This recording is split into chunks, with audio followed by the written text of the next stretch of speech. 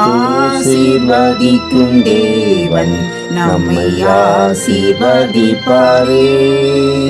துதி ஸ்தோத்திரம் இயேசுநாதா, துதி உமக்கே என்றுமே. இன்று ஒரு வசனம்.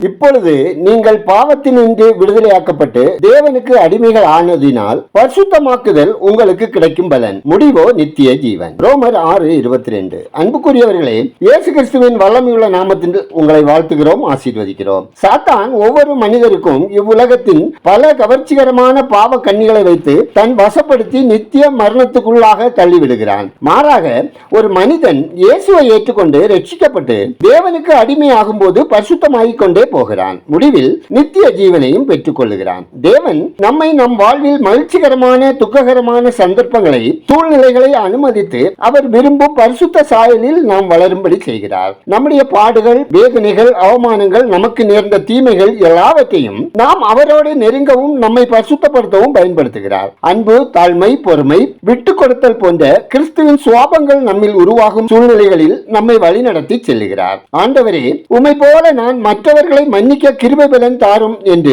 ஜெபிக்கும் போது கர்த்தர் நமக்கு உதவி செய்வார். தேவன் திட்டமிட்ட சாயலில் நம்மை உருவாக்க நாம் தேவனை அனுமதிக்க வேண்டும். இப்படி நாம் தேவனுக்கு அடிமைகள் ஆகும் போது தேவன் நமக்கு பரிசுத்தத்தின் மேல் வாஞ்சியை ஏற்படுத்துகிறார். நாம் தேவன் விரும்பும் நபர்களாக மாறுவோம். பரிசுத்தத்தின் மேல் பரிசுத்தம் அடைந்து நித்திய ஜீவனை சுதந்தரிப்போம். நாம் ஜெபிப்போம். சர்வ வல்லமை மிகுந்த இரக்கமும் கிருபையும் நிறைந்த பரலோக பிதாவே, ஆசீர்வாதமான இந்த நாளுக்காய், இந்த நாளின் வசனத்துக்காய் நன்றி சொல்லுகிறோம். அப்பா, அறுவை சிகிச்சைக்காக மருத்துவமனைகளில் அனுமதிக்கப்பட்டிருக்கும் ஒவ்வொருவரின் பயங்கள் நீக்கி மருத்துவர்களுக்கு ஏற்ற ஞானம் தந்து சிகிச்சை வெற்றியாய் முடியவும் உங்க காயங்களால் ஒவ்வொருவரும் குணப்படவும் ஜெபிக்கிறோம். ஆண்டவரே, உங்க அன்பு பிள்ளைகளின் குடும்ப உறவில், ஆவிக்குரிய வாழ்வில் ஏற்படும் போராட்டங்கள், துன்பங்கள், துயரங்கள் மத்தியிலும் உமது சத்தியத்தால் பலப்படவும் விசுவாசத்தால் ஆசீர்வாதங்களை சுதந்திரித்துக் கொள்ளவும் பரிசுத்தத்தை காத்துக் கொள்ளவும் வழி நடத்துங்க. ஒவ்வொரு மக்களையும் சகல தீங்குக்கும் விலக்கி காத்துக் கொள்ளுங்க. ஒவ்வொருவரின் கையின் பிரயாசங்கள், அப்பம், தண்ணீர், பொருளாதாரம், வேலை, தொழில், வியாபாரம், விவசாயத்தை ஆசீர்வதி. புதிதாக வீட்டு மனை வாங்குகிற, வாகனம் வாங்குகிற, தொழில் துவங்குகிற, பழைய வீட்டை விட்டு புதிய வீடு வாங்க முயற்சிக்கிறவர்களுக்கு உங்க கிருபை தாங்க. குடும்பங்களில் பெற்றவர்கள், முதியவர்கள் கனம் பண்ணப்பட, அன்பாய் கவனிக்கப்பட உணர்வுள்ள இதயத்தை பிள்ளைகளுக்கும் மருமக்களுக்கும் தாங்க.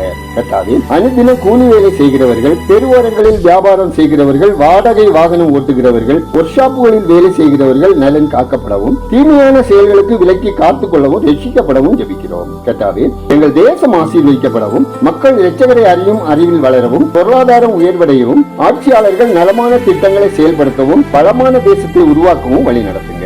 மிஷனரிகள், ஊழியர்கள், சுதேச ஊழியர்கள், கிராமங்களில் ஊழியம் செய்கிறவர்கள் கர்த்தருக்கு சாட்சியாக வாழவும், ஊழிய தேவைகள் சந்திக்கப்படவும், பணித்தளங்களில் அற்புதங்கள், அடையாளங்கள் மூலமாக தேவ மகிமை வெளிப்படவும் ஜெபிக்கிறோம். பள்ளி மற்றும் கல்லூரிகளில் படிக்கிற பிள்ளைகளுக்கு உங்க ஞானம் வேண்டுமாயும், வேலைக்காக முயற்சிப்போருக்கு தகுதிக்கேற்ற வேலையும், வேறு காலத்தை எதிர்நோக்கும் பிள்ளைகளுக்கு ஆரோக்கியமான சுகப்பிரசவம் உண்டாகவும் ஜெபிக்கிறோம். எங்கள் ஜெபத்தை கேட்டு பதில் தருகிறவரே உமக்கு நன்றி சொல்லுகிறோம். துதிகரமையுமே உமக்கே செலுத்துகிறோம். இயேசுவின் நாமத்தில் ஜெபிக்கிறோம் எங்கள் ஜெபங்களும் நல்ல பிதாவே, ஆமென்.